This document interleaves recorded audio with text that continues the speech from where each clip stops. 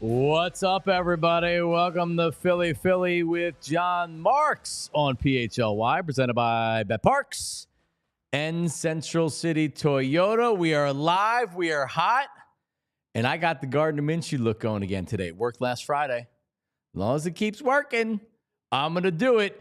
Everybody out there watching on YouTube, whether it's live, as we are every Monday through Friday at 8 a.m., or you're watching later on, like and subscribe, like and subscribe, like and subscribe. All right? PHLY, follow us, PHLY Sports. Subscribe, and then you get notifications, whatever we're doing, whether it's our show or the Eagles show or the Sixers show, Flyers, Broad Street Hockey, Anthony, everybody. Philly show, Union show, when we're doing that. Subscribe, like, comment. If you're watching the show live, comment right in with our mad chatters. Otherwise, watching it later, get comments in there. That's how you let everybody know about Philly with John Marks and PHLY. And tell a friend, tell a neighbor. You're a sports fan in your life, friend, family, foe. Say, hey, Johnny Marks and Ant, Kyle Neubeck, Devon, everybody, Bo, Zach. I got to go through everybody. If I leave somebody out, they'll be mad. Jamie Lynch, of course, big Philadelphia sports personality. We're all right here. Tyler Zulli, we're all right here. Tell somebody. Say, hey, check them out. Audio podcasts. You can listen the audio version of all of our shows wherever you get your podcasts. Just search PHLY or Philly with John Marks for this particular show. Good morning, everybody. It is a football Friday. It's weird. There's some days that it's like this with everybody, right? Like some days you have a little bit more pep in your step. Other days you're kind of dragging. Sometimes there's no rhyme or reason. Sometimes it's because you were busy the next day. There's often days where my coffee, like if I had 10 of these, it wouldn't be enough. It goes down way too quick. Today, I don't have a taste for it. I don't know what it is. I don't want it. So I'm glad that I have this. All right. So I'm going to open this up early this morning. Let's get the crack of the monster. There we go. Because I'm ready to go. I am so ready to go. So NFC Championship Game at home. And by the way, Lee Gowton's going to join us in about 20 minutes from Bleeding Green Nation. Because now there's injuries to worry about with this game. And we're not just talking about Jalen Hurts' knee. Cam Jurgens has not practiced yesterday with a back. We'll talk to Brandon about all that coming up in about 20 minutes. But the NFC Championship Game, I think everybody just was resigned to the fact that the Commanders were going to lose to the Lions, or the Lions were going to beat whoever that came up there, and the Eagles were going to be in Detroit, NFC Championship Game. Hell, we talked about it on the show. I talked about how loud it was in Ford Field. I have family that's up in suburban Detroit, and they're big Lions fans, and it's like amazing. The Lions are good. This is the best thing ever. Well, hell, they lose. Now the Eagles are hosting an NFC Championship Game. And I remember going back, man, as a kid who grew up in the 80s and the 90s and loved this team so much, when they got good and in the 2002 NFC Championship Game against the Tampa Bay Buccaneers, the last game at Veterans Stadium, oh my God, it was set up. It was destiny. The Eagles advanced to their first Super Bowl since 1980.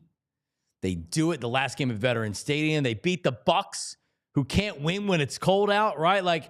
So I at that point, I didn't have season tickets. I had given up my season tickets. So I'm looking for a single game ticket. And back then, there wasn't you didn't. It's not like now, where there's StubHub and there's Game Time and there's whatever. You're going through a ticket agency. You're going through a scalper. That's how you're getting tickets, right? So I needed one ticket. I had a pocket full of cash, and I went down to Veterans Stadium that day, and I'm like, I am going to see this game. I am going to watch the last football game in Veterans Stadium. Damn it, I am watching the Eagles go to the Super Bowl. And I'm in the parking lot. I'm waiting. And finally, so I'm walking in, and there's this. I'm trying to walk in. There's this guy, and he's like, yeah. He's like, single ticket. I'm like, so there's this other guy next to me. So it ends up being $500 for a single ticket and this is in 2002 in row 306. Tyler Zulli, good morning. You can come in for the conversation. Yeah, that's a lot of money now. That's a lot of money in 2002. And I have what the seats are right now in the Game Time app, and I'll give you that in a second. So $500, boom, no problem. So I bought a single ticket for $500. It was in section 306. So it was a lower level seat, but the 300 level was underneath the awning for the most part. And 306 was, I don't even remember where it was on the football field, but it was the foul. I think it was the right field foul pole. Because I had Philly season tickets there at one point before that, back in the 90s. So I walk into the game, ready to go, sauced up, everything else. And I get to my section, and it was one of the first couple seats in the row. And there's someone sitting in my seats, which happens a lot of times, right? Like they don't realize what section they're in. They're on the other side. They're like, excuse me, you're in my seat. And the guy's just ignoring me. And it's probably like a 50-year-old, 60-year-old guy. He's got white hair, and he's just like looking straight ahead. And I'm like, excuse me, you're in my seat. And he kind of like says something. 306 was right field foul pole, yeah, because that's where we had our Phillies tickets. And so it's like he's only 3/4 ignoring me, but he's like, ugh. So I have to go and get an usher, and I'm like, excuse me, like, I'm in the right section here. I have this ticket or whatever. So he goes over and says something to the guy. So the guy pulls out this piece of paper. So back then, you used to get your tickets via Federal Express. So they would literally, like, if the Eagles made the playoffs and you purchased the tickets, they would send them to you, UPS, FedEx, or whatever, and then that's how you would get your paper tickets. So this guy, wise to the game, said, oh, I never received the tickets. So they gave him a ticket voucher that was just a piece of paper that said that these were his seats and he didn't receive the ticket. So the usher comes back, it's like, hey, he said that his tickets were stolen. He never got them. Your ticket's worthless. I'm like, oh, so this guy friggin' took his tickets and sold them all individually and made $2,000 probably off all 4 tickets. And back then, those tickets were probably like even under $100 face value. And so the usher said to me, he said, listen, I'm supposed to throw you out of here. It's like, but I'm not going to. So good luck. You're on your own. There's no seat that you're going to find the NFC Championship game against Veteran Stadium. So I spent that entire day. If you remember old Veteran Stadium, there was a concourse on the outside, like to where you didn't have to go inside. It was like not a concourse, but it was like a walkway that went all the way around the stadium. I literally just walked around the stadium on that outdoor concourse watching the game. My vantage point for the Joe Jurevicius touchdown, I was in the end zone watching him run away from me. And it was so freaking cold that day. My feet had never been colder. That was one of the worst experiences ever. Worse than going to a World Series game where they got no hit. It was my worst sports experience ever. It's also a decent story that I bought a ticket that they claimed was stolen, and I didn't have a seat for the freaking game. But they allowed me to stay in. But anyway, so that was the NFC Championship game. I didn't try to go in 2004. I don't even know if I was back from Hawaii then, or I came home for the Super Bowl. I know that. But yeah, so that's my NFC Championship Game story. Right now, Eagles Commanders NFC Championship Game ticket prices, and this is on Game Time. And I saw some schmucko that writes for one of the local papers that put a story out with how much tickets cost. They didn't include the real price. On StubHub, if you see a ticket for $500, you ain't paying $500 for that, homeboy. No, you're paying $712 for that ticket. It's unbelievable. Fees are insane. So on the Game Time app, which is the only app I would use, it's so much better than the other ones, with taxes and fees. So I got to the point where it gave me the actual price. The cheapest way to get in, Tyler, for a pair of tickets, or I'll just say for a pair of standing room only, that's the cheapest way in there. For a pair, how much would you say a pair of standing room only tickets is right now? Yeah, I'd say you're probably looking at about $700 to $800 for a pair. $1,570 for a pair of standing room only tickets. For standing room? A single standing room only ticket, the cheapest price on Game Time right now is $796. The cheapest pair of tickets. This is section 241, row 26. The cheapest seats are $1,780 for a pair. So that's the cheapest seat. If you want to sit down, I'm not doing standing room anymore. And honestly, the only way I would go was probably lower level. $1,780 for a pair. Cheapest lower level pair is $22.72. So for another $500, you can get lower level seats, which I would do. And that's end zone. So they're not great seats. So there you go. That's with taxes and fees. So if you're planning on going, and you know what they offer, Tyler? I had put out I did like a screenshot video of my iPhone of it. You can do the Affirm thing where you can pay it off over a year, which is what I would probably do. So you can pay off like $200 a month for a year, get a pair of lower level tickets, boom, you go. So it is the difference between what the tickets are going for in Philadelphia and what they're going for in Kansas City. And it's not as fair because Kansas City has been in the AFC Championship game a lot. So it gets kind of watered down after a while. If you've been to so many AFC Championship games in a row, then you've been to a lot of AFC Championship. They've been to 7 straight AFC Championship games. Yeah, you know what's crazy? I was thinking about this. I tweeted this a couple days ago. In the last decade, we have seen an NFL team make 7 consecutive championship games, and we've seen an MLB team make 7 consecutive championship series. The Houston Astros went to 7 in a row. This past year was the first time since 2016 that the Houston Astros were not in the ALCS.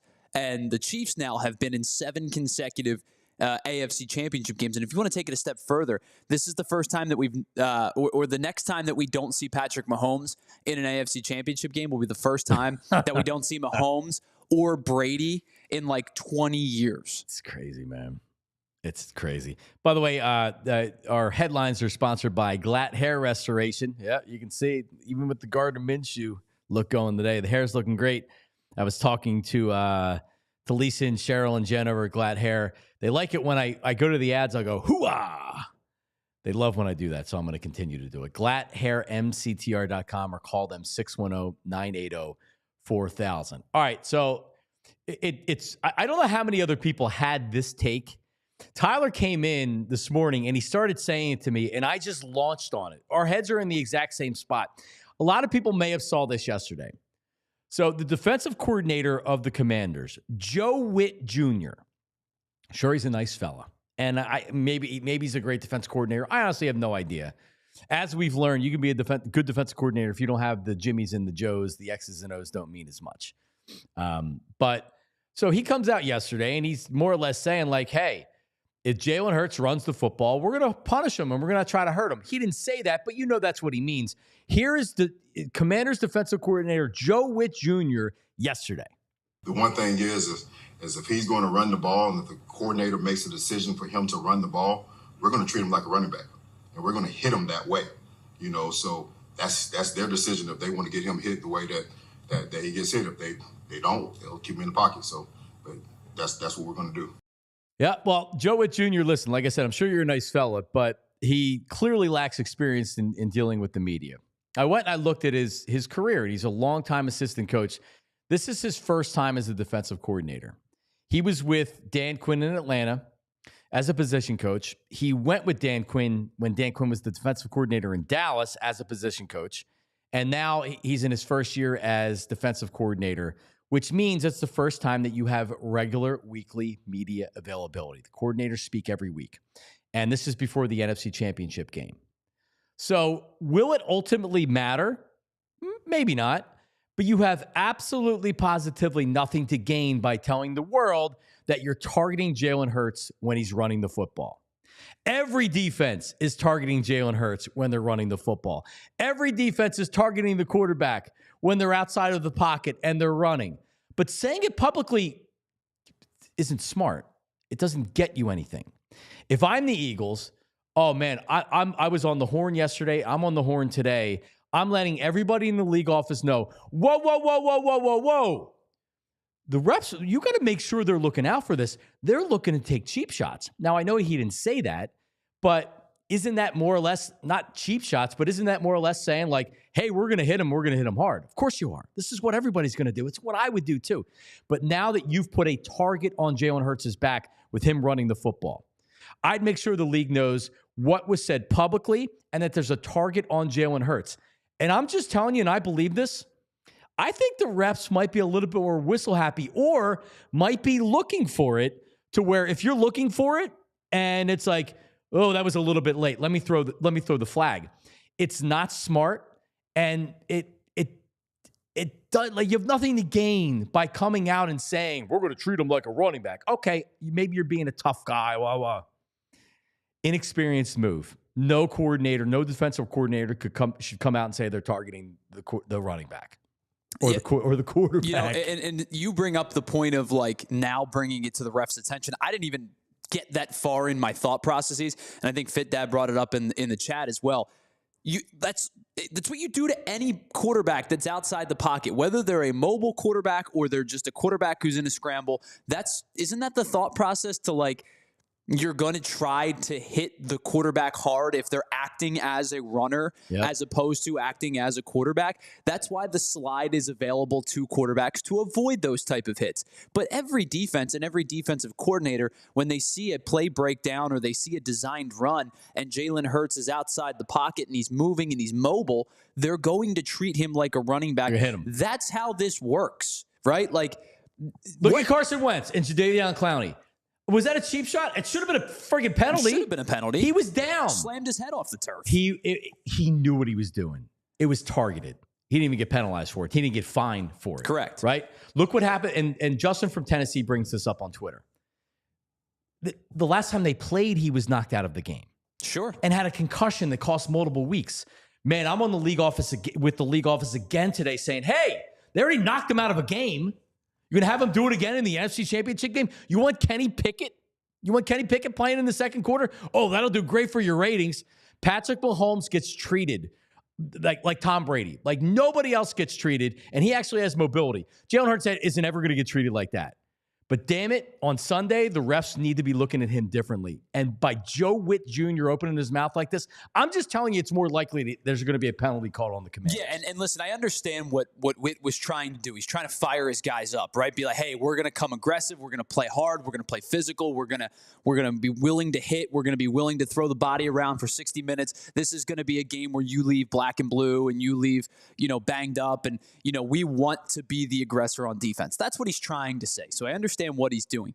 The words that he used and the way that he went about it, I think he kind of put his foot in his mouth. He really put him and his defense at a disadvantage by saying something that we kind of all understood is how this operates, right? The moment a quarterback gets outside the pocket, the moment a quarterback is a designated runner, you're going after him. And I'm not saying you're cheaply going after him. I'm saying you're going after him the same way you'd go after Saquon Barkley. Man, the same way thing you'd they're go after doing Kenny every week. Gainwell, the same way you go after Brian Robinson, the same way you'd go after a running back, right? So to say that publicly, I think it kind of condemns his defense a little bit. Nothing to gain. You're saying to them all week,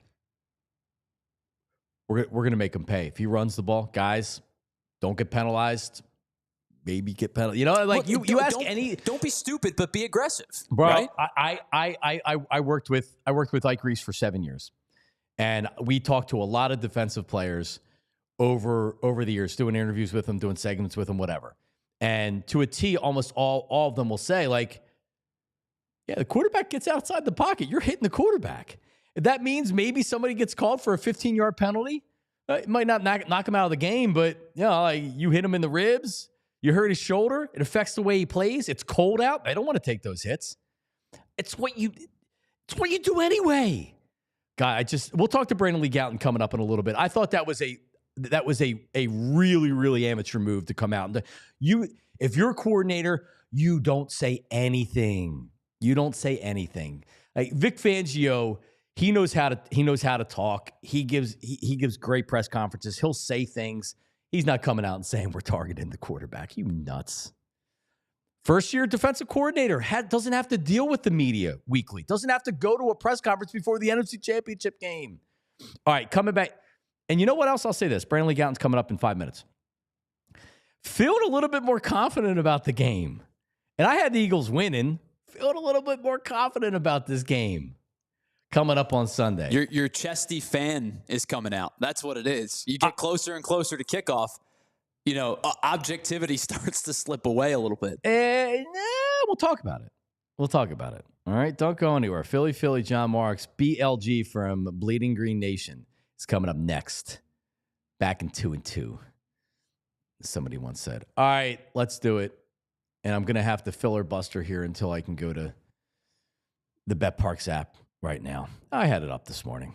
It's the only place that I would ever recommend. Online casino, sportsbook app, BetParks. Birds. Favorite in the NFC Championship game. Started off, went up, came back down a little bit. A comfortable, come on, load here. A comfortable Eagles line. Birds line, 6 points. So it's still there this morning. Birds are 6-point favorites against Washington in the NFC Championship game. Kansas City, -2 over Buffalo. NFC Championship game. So you can, within the game, you can bet anytime touchdowns, first touchdowns, overs, unders, and things like that, which everybody loves to do. Go for a parlay as well. Check this out.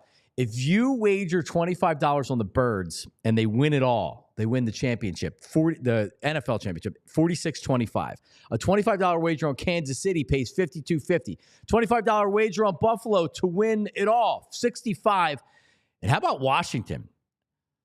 This might be a good one. Might be worth a hedge. $25 wager pays $200. And whether your team scores or not, there's always another way to win on the BetParks online casino and sportsbook app. It's the only app I would ever use and recommend to bet sports and to play all your favorite casino games. And we're talking about for real money. Live dealers, blackjack, craps, roulette, hot online slots, which I know Tyler is like totally addicted to.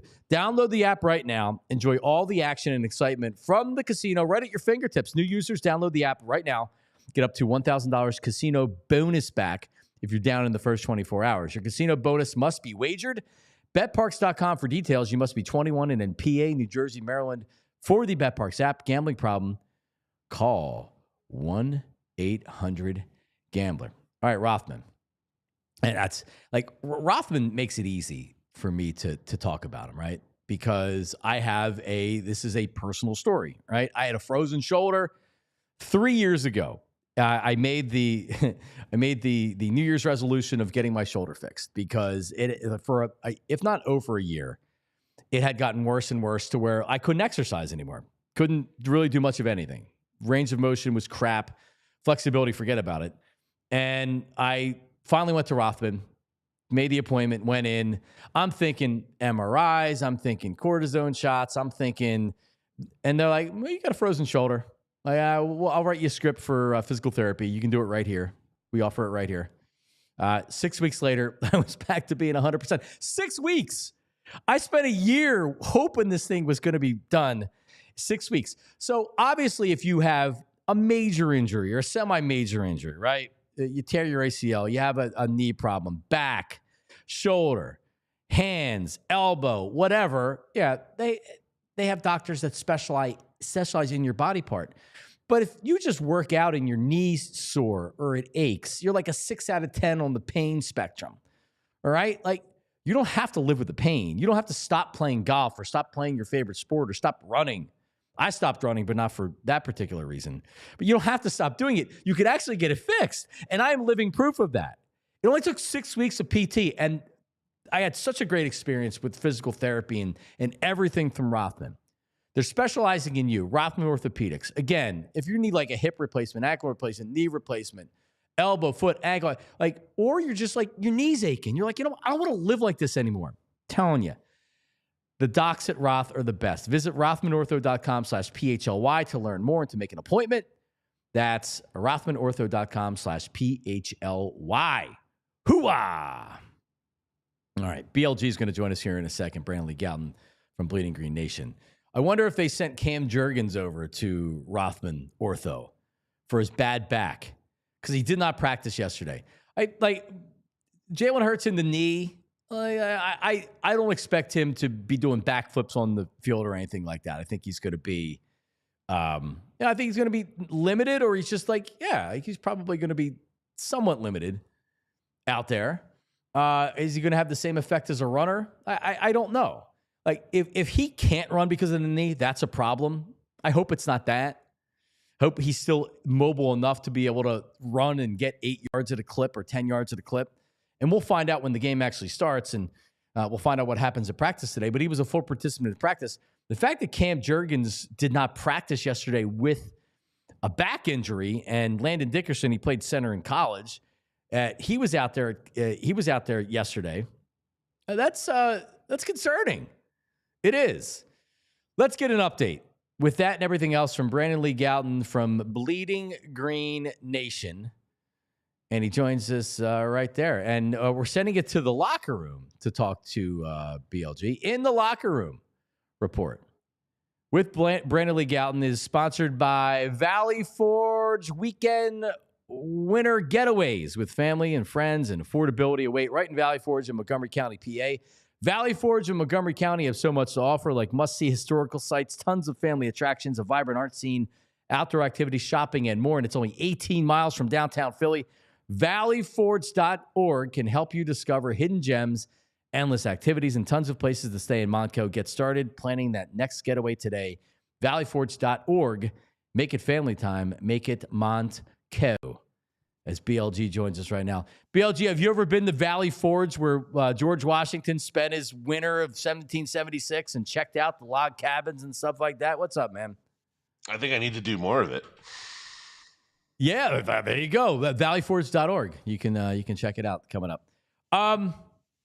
Did you know that Cam Jurgens, where did this come from? Was this known that he had a bad back and this was going to be an issue, or did this take everybody by surprise yesterday? I mean, I was surprised for sure, considering that Cam Jurgens played 100% of the snaps against the Rams. And, so it's not like it's weird when a player doesn't leave the game at all, finishes the game, and then shows up on the injury report like that, misses obviously practice on Thursday and was listed out on Wednesday as well, and not with a rest designation. That's the thing here. Like as AJ Brown, Lane Johnson, Josh Sweat, they have like rest in their injury designation. Not the case here with Dallas Goedert and Cam Jurgens.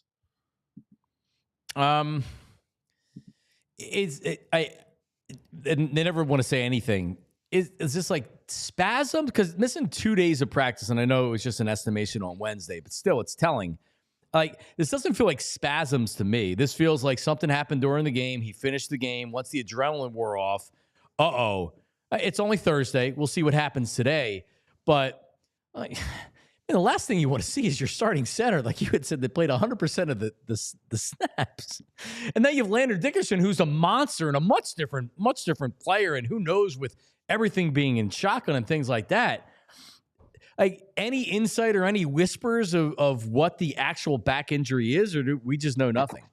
Nothing about that, but I would say that I think it's something that was impacting Cam Jurgens against the Rams, considering like he didn't really play his best game in that game, especially in pass protection. We obviously saw issues. Eagles taking 7 sacks in total, and at least one of those was where he kind of got just like blown up there. I think it was maybe on that safety that Jalen Hurts took. So, that's the thing. Even if he is able to play against the Commanders, and we'll find out more on Friday. It's a question of how good can he be? Like, a back injury is like that's not an injury you want to see associated with any offensive line, any player really, but especially an offensive lineman like that.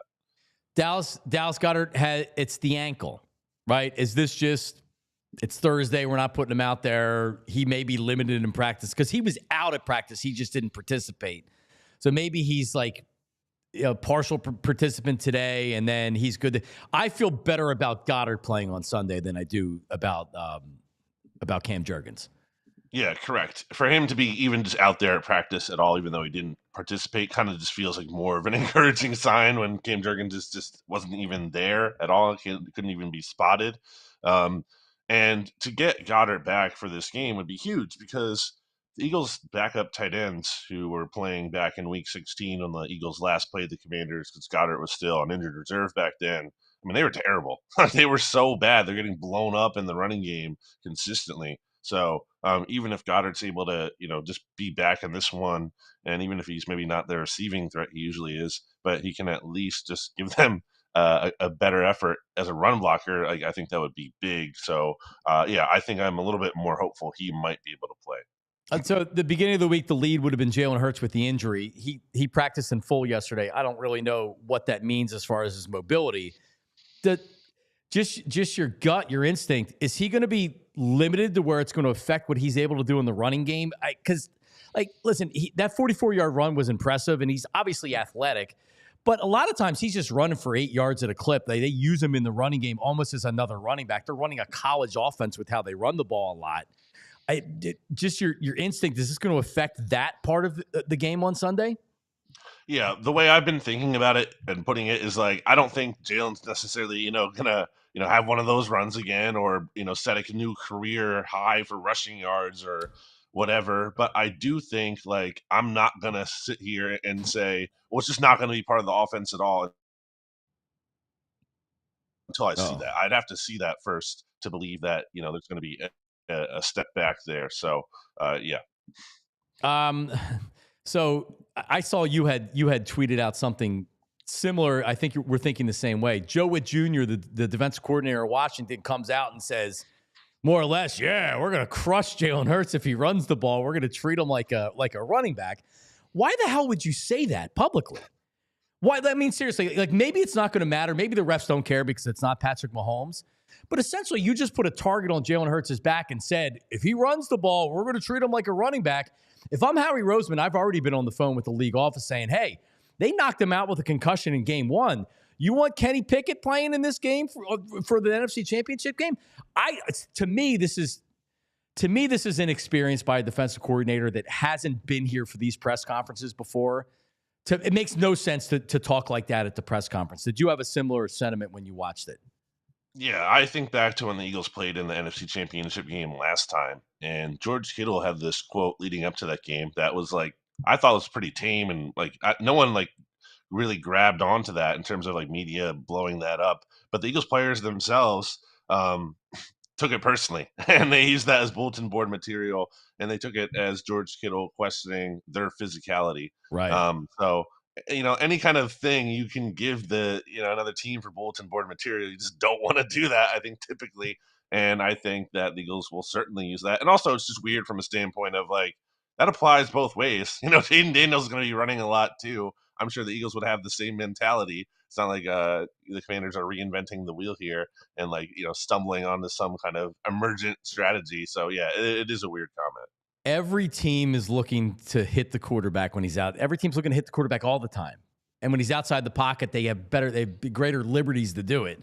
I just don't understand saying it. Because like here's the thing. Like I said, maybe it doesn't affect the reps. But maybe the refs are aware of the comment, or they've even heard it themselves. And now they're looking at when Jalen Hurts starts running a little bit closer. I think it's only natural to do that. Because it's like, oh, all right, well, oh, you know what? No, that was a little bit too late. Because if you watch it, like Pat Mahomes gets every benefit of the doubt. Jalen really doesn't. And now, especially with him being limited, knocked out of the game last time with a concussion, I think it's going to be looked at a little bit closer by the refs than if the comment wasn't made. I think it's a fair point. Yeah, especially if there's like a borderline kind of situation, or it's like, how do you really give them the benefit of the doubt? Especially given the context of the last game, given the context of those comments. If there's anything, that kind of seems like maybe that went a little too far. I think, obviously different crews officiate differently here. The Eagles have done well with Sean Hockley here in the past. I think they're like 6-1 when he's officiated their games. So there's always that. But yeah, that is something that's I'm sure, like, especially the Eagles coaches too, because that's part of it as well, right? Like the coaching staff, talks to the officials at some point before a game, and like maybe kind of like highlighting, hey, here are some of the things like we kind of like want you to look out for, and I'm sure that will be one of them. Is Sean Hockley like the like Scott Foster in the NBA for the Eagles? Like remember the Scott Foster, James Harden hadn't won a game with Scott Foster reffing or whatever. It's funny that you bring that up. All right, so passing game. Listen, A.J. Brown's reading a book on the sideline a couple weeks ago. He still wasn't involved in the passing game outside of very early. He had that reception. Do you think this becomes a focus of what the Eagles are trying to do coming out? And this is, I was reading yesterday. Johnny Page put something out. Is this a potential monster game by A.J. Brown? And you think the Eagles try to get the passing game going early? Yeah, I mean, it should be. I mean, he's too good, right, to have whatever 3 catches for whatever he has so far in the playoffs. And obviously, he would have had a bigger game against the Rams if he doesn't have 2 drops. He hadn't had a drop since week 16 of the 2023 season. So, and it was snowing. It was a weird game. AJ seemed to chalk, a lot of the lack of success in the passing game up to the weather conditions, which is obviously kind of funny, given that the Rams certainly had plenty of success. But ultimately, I think we've seen AJ Brown have success against the Commanders before, and even when they had Marshawn Lattimore in the last game, and that's not even totally reflected in the stats because he had like about 3 pass interference penalties that drew even more yards in that game. He also had a touchdown where I think there could have been a flag for like helmet to helmet or unnecessary roughness on that play that got wiped out there. So yeah, I mean, I fully expect AJ to be extremely involved in this game. Again, he's just too good to be kept down for a 3-game stretch here. Brandon Lee Gowton, Bleeding Green Nation. Yesterday I was reading, I think it was Dave that put something up where the Eagles need their head coach to be more aggressive against the Commanders. Dan Quinn, we've seen what he does. Like, they don't punt the ball. They go for it on 4th down, it seems like every time. Nick Sirianni's in the middle of the pack in go rate. Dan Quinn is the leader. Do we really want Nick Sirianni going outside of what he's been doing? Yeah, like, because I get it. You want him to be aggressive, but don't you stick with what got you here as opposed to all of a sudden now he's going to venture away from that and he's going to be Dan Quinn going for it? I don't like that idea. Brandon, what do you think? I disagree. So I think, this is a very simple way of looking at it, but the Eagles won a Super Bowl once upon a time by being like the most aggressive team in the league. And they also lost another Super Bowl, I think, with Nick Sirianni not being aggressive enough in that game, some of those 4th down decisions. So that's a very simple way of looking at it. I get what you're saying, but I think Dan Quinn's really ramped it up here too. Like, you look at that number we talked about where he's like leading the league. It's been especially lately. You just saw it against the Lions. Like, that was a big reason why they were able to win that game in Detroit. And I think everyone's talking about, well, you have to trust the defense. You trust the defense, then why are you worried about field position so much? Like, I think you trust the defense to, obviously you want to get the 4th downs too, not planning to fail as well. But I say try to give yourself an edge, go for it. And then if it doesn't work out, I would trust the defense with that field position to at least, hold them to a field goal or whatever. So I'm of the mind that you should go down swinging, especially if the other team is going to be trying to do that to you. And look, the last 2 weeks, the Eagles have played more conservative coaches in, Matt LaFleur and Sean McVay. And had those guys been a little bit more aggressive, who knows? Those games look a little bit differently. Dan Quinn's going to be aggressive in this one, and I think Nick Sirianni can't just sit by and play it safe. Right up here right now on Bleeding Green Nation, I see you have game picks and things like that. What is your prediction for Sunday? Yeah, so most of the staff here, I think we only have one person taking the Commanders. I'm going Eagles. I just look at this matchup in terms of the injuries do worry me, with Cam Jurgens and Dallas Goedert. I kind of want to see, what that is before I totally lock this pick in and feel how I feel about it. But I think you just look at the fact that Eagles are at home. That's massive. They're playing their 5th straight home game. Commanders are playing their 4th straight road game.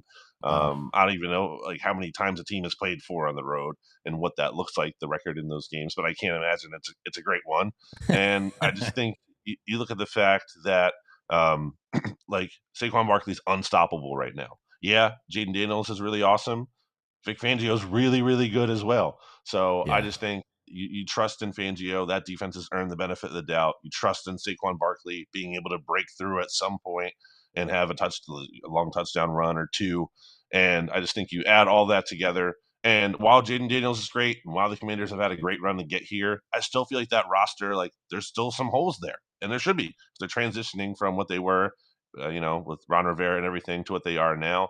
They're not a complete team. And I think the Eagles are more of that. And I think ultimately they get it done. There he is, Brandon Lee Gowton. Check out the site. And BLG, thanks, man. We'll talk to you. Sounds good. All right, there he is, BLG. Let me see. I got to send a message here. What are the reads? Live. I don't know how I didn't get it down, or maybe I have it. So listen, he brings up something at the end there that we talked about earlier in the week, and we'll talk about in the next segment. To me, this is such a Vic Fangio game. This is such a defensive game because I feel like I know what the offense is going to do. I feel like I know what the offense is going to do. If you let Jayden Daniels and that offense go off, you're going to lose this game. You can't play in the 30s. You can't play this game. I don't think you can play this game in the 30s. I don't. If you play, you're going to lose. So the defense really needs to come out, and they need to be the best defense in the league that we've seen. And that means not giving up 30 points to Washington and Jayden Daniels. All right, coming back, our predictions, official predictions on both games. We have our intern Daulton stat of the week heading into the NFC Championship game. Also, Ben Simmons, our old buddy, appeared on a podcast. We got to play this sound as well. It's all coming up. Philly with John Marks on PHLY. Hoo-ah, hoo-ah. All right, Trumark Financial Credit Union. Did all that holiday shopping, and now you look at your credit card balance, and you're like, oh, I don't really have $2,000 to pay off the entire balance.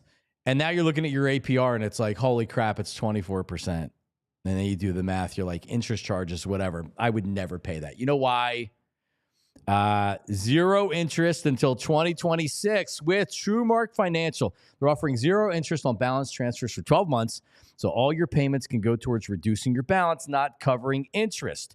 Transfer your existing balance from another institution to a Trumark Financial Visa credit card and take advantage of this amazing offer. But hurry, you have to apply by February 28th, 2025. Whether you're interested in earning rewards, cash back, or simply prefer a low rate for everyday purchases with Trumark Financial, you can choose the credit card that best fits your financial needs. Trumark.com/compare for full details and to apply today. Trumark Financial, federally insured by the NCUA, equal opportunity lender. Terms and conditions apply. All loans subject to approval. 3% balance fee transfer applies. Standard rates apply after the promotional period. There you go. And I am a customer, and I can speak that, man, they're the best. Absolutely the best. All right, let's talk about true value, because when you're a loser like me that can't do anything for himself, well, now you gotta rely on, and thank God my dad is a contractor. He can do everything or whatever. But like, as he's getting older, I can't get him to come over to fix everything, right? So Ace Hardware Home Services. If something goes wrong, Ace Hardware Home Services gets your project started right there. So maybe it's something that breaks down. Maybe it's seasonal maintenance. Whatever it is, get started on your next project with Ace Hardware Home Services. The power of the Ace brand, striving to be the best. But now you're dealing with local plumbers and techs that handle everything from repairs, seasonal maintenance, to installation and upgrades. Free estimates on equipment installation and replacement with trusted advisors and options that are best suited for your home and your budgets. And emergency services. It's a Sunday. It's 11 a.m. Oh, yeah, the game's coming on at 3. Why is it so cold in the house? The heater went. What do? Well, you're not going to wait till tomorrow, the following day. Ace Hardware Home Services, emergency services are available. Service you can trust. Satisfaction is guaranteed. They will make it right no matter what. So visit Ace Hardware Home Services online, Ace Hardware Home Services, to get your project started right now. Hoo-ah. You know what the hoo-ah, you know what that's from, Tyler? Yeah, where does that come from? I don't even know why I do it. So it's my bad Al Pacino. Hoo-ah. Hoo-ah. See, here's my thing. If you're going to do an impression of somebody, I've always said if the only thing you can do about their impression is the sounds they make, right, you can't do an impression of somebody. You have to be able to like have a conversation as that person. Oh, no, right? I can't do that. You know what I mean? I just say hoo-ah. This all goes down to order. Hoo-ah. Like if you try to do the Matthew McConaughey, but the only thing you can do is all right, you can't do Matthew McConaughey. You can just do all right, all right. You can do one line. I'm definitely not Joe Conklin, but I used to, when I worked with Mikey Miss, I used to do this thing, and to this day, he probably doesn't know that. That wasn't just trolling him, but like on Tom Hanks' birthday, I would have it circled. And then I would say that Tom Hanks is the best actor of our time. He hates Tom Hanks. He hates him. And then I would bring up Al Pacino. And I'd be like, the most overrated actor of our time is Al Pacino. Like, Tom Hanks is like, so much better of an actor than Al Pacino, and his head would explode. Al Pacino. So, like, all right, maybe if they went to a theater in New York City, Al Pacino would outperform Tom Hanks. But Al Pacino doesn't have the range of a Tom Hanks. And I'm not even like the biggest Tom Hanks fans in a row, but like, give me a break. Al Pacino, do you know what Al Pacino's, his best part is? When he plays Al Pacino. He's just friggin' playing himself in every movie he's in. That's why I do the ha-ha-ha-ha-ha-ha-ha, hoo-ah. That's all he does. He plays the same part. Tom Hanks plays everything. Listen, Tom Hanks should maybe spend some time outside of being an actor because I think he just works all the time. But still, like, is Tom Hanks is he the? And I'm not talking about like Denzel Washington. I like other actors better than Tom Hanks, but when you look at the movies he puts out, at the units that he's moved, at like his range of movies that he's been in, man, there's nobody better out there. No, there's nobody better out there doing it all. I don't know. But anyway, yeah, so that's where it's like the Al Pacino thing to me was I'd mock Al Pacino with Mikey Madison. Be like, all he does is hoo-ah. And by the way, Scarface, completely overrated. Heat, overrated. Is this your is this the hill that you're willing to die on today? Is you're just gonna I've been doing this same universally loved? This isn't a bit like Jerry Jones being the owner of the Cowboys. This is legitimately how I feel. Not that Scarface isn't a good movie. It's a B movie, right? It's not an A movie. It's a B movie. Heat is a B movie. The robbery scene and all that is tremendous. It's a half hour too long. Heat didn't need to be 2 hours and 20 some minutes. It's too long of a movie. It's a B movie. It's not Casino. It's not Goodfellas. Neither one of those movies. It's not The Godfather. It's not The Godfather 2. It's not Casino. It's not Goodfellas. Okay. It's not. It's on a different level. So because people talk about Heat like it's a 5-star movie. It is not. It is not. Pedro Serrano's in Heat too, right? Isn't he driving the getaway car? Anyway. All right, so there you go. All right. Happy Friday. Happy Friday. All right, so I've changed my prediction on the Eagles, and a lot of it was brought on by the defensive coordinator of Washington. You might say, well, that's odd. All he said was some words, and it may not even matter. True, but what it shows you is the inexperience of the Commanders, both with their players and of the defensive coordinator. And I know Dan Quinn's a defensive coach, and Cliff Kingsbury's their offensive coordinator. Cliff Kingsbury hasn't been in a game like this.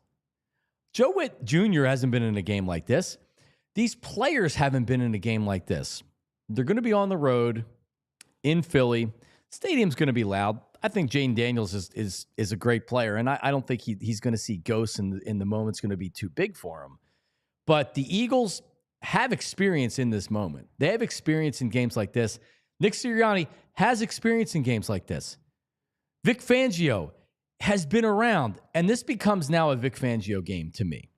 Jayden Daniels is the reason why they won their second meeting of the year. Jayden Daniels was all over the field. On third down, he's running, moving the change, making plays with his arms. He's a great player. If Vic Fangio can't find out a way to slow this freaking game, the freaking guy down enough to where the Eagles can get a comfortable win, I'm going to be surprised. Inexperience of the Commanders, experience of the Eagles. I'm going to take the Eagles to win this game 26-17. I don't think it's a blowout. This isn't a comfortable, I'm putting my feet up in the fourth quarter. I'm not even paying attention to the last 5 minutes of the game or what. I don't think it's necessarily that. But we leave this game, and everybody leaves this game saying, Eagles are good. That was an impressive win. So what I thought was a nail-biter down to the final drive of who gets a stop or who can get a score to win the game, I don't think that that's the case. And it might get a little tight in the fourth quarter, but I'm taking the Eagles, and I'm taking the Eagles to cover.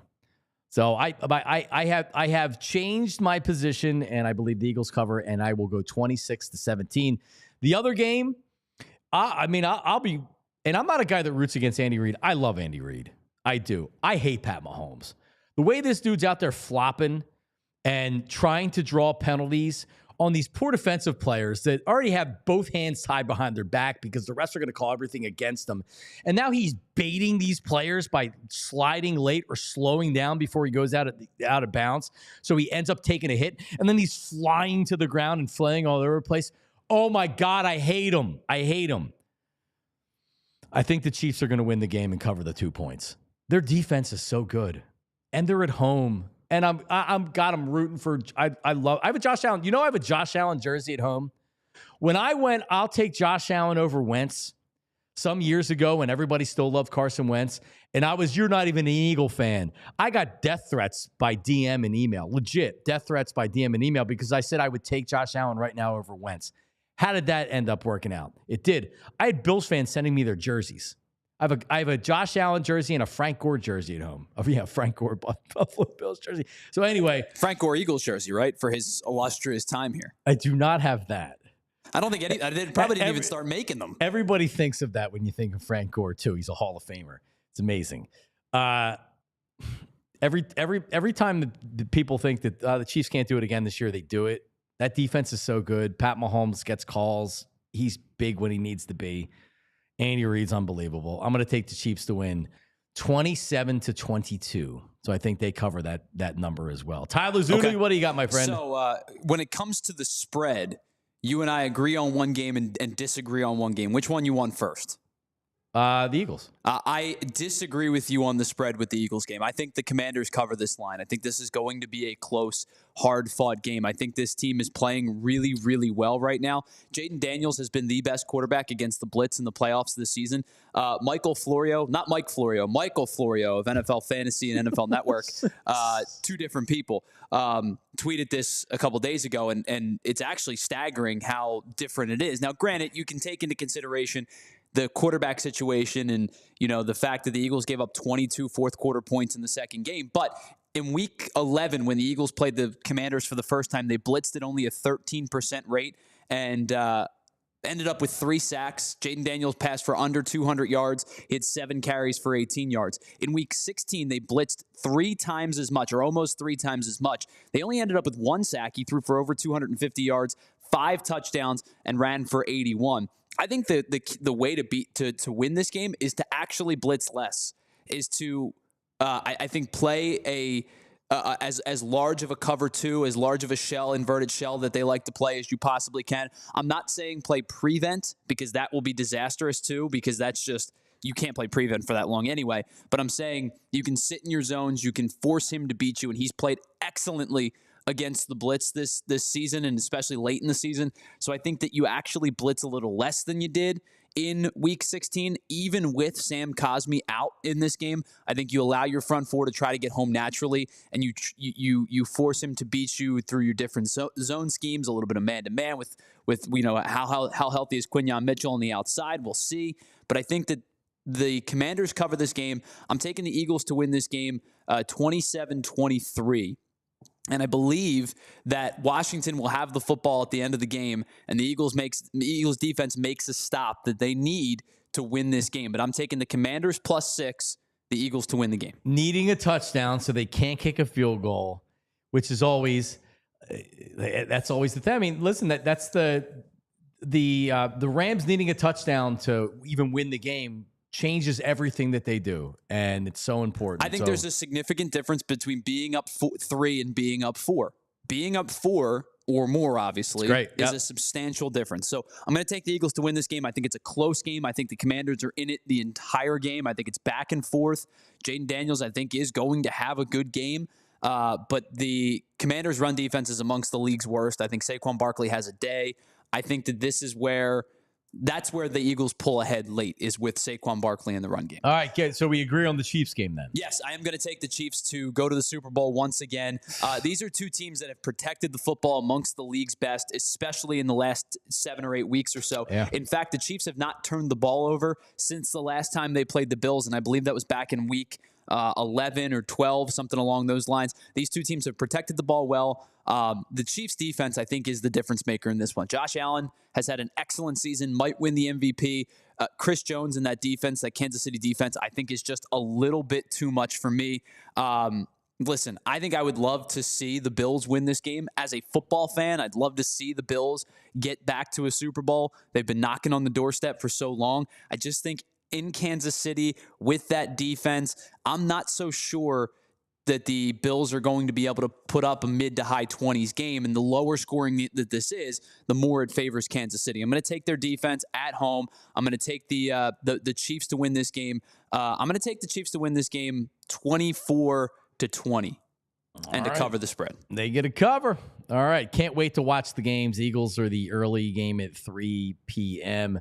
So on Fridays during football season, we wrap it up with Intern Daulton stat of the week. And he's always got something good cooked up for us. And he joins us here this morning. Intern Daulton, how are you? How you doing, John? Happy NFC Championship Friday. Damn right. Well, so I hope you have something good for us cooked up today. It's a big day. It's a big weekend, Intern Daulton. I hope this is good. It's going to be Jalen Hurts home postseason stats. Ooh, good one. All right. What you got? So in his home postseason games, he has 128 pass attempts, and he has 86 completions, which is a 67.2 completion percentage. He has 838 yards, 5 touchdowns, 0 interceptions, 98.4 passer rating, and he's taken 13 sacks for 81 yards. And then as a runner, he has 48 rush attempts for 249 yards, 6 touchdowns, 5.2 yards per carry. So what are you expecting? Because now the knee, it's like, oh, is he going to be limited? Or like, so what's your expectation in the game? Do the Eagles come out and they're saying, you know what, we're going to trick everybody, we're going to throw the ball a lot? How do you think this game plays out, Intern Daulton?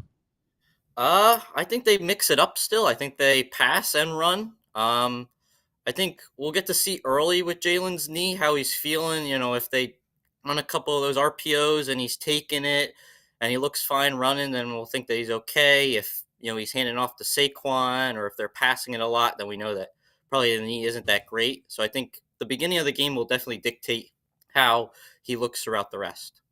Final score. What's your prediction? 30-23 Eagles. 30-24 Eagles with a cover. Intern Daulton, thank you. Go Birds. Bye. All right, buddy. Talk to you next week. There he is. Intern Daulton.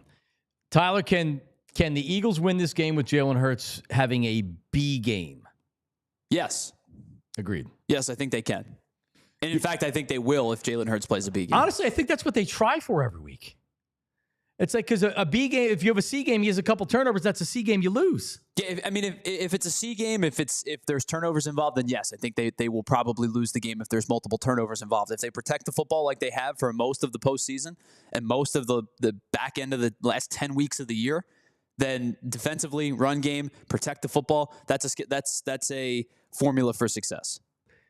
All right. Well, everybody, I have the nerves now, too. I have to officially have the NFC Championship Game. Hold on. Like 20 minutes ago, you were all chesty saying that you feel great.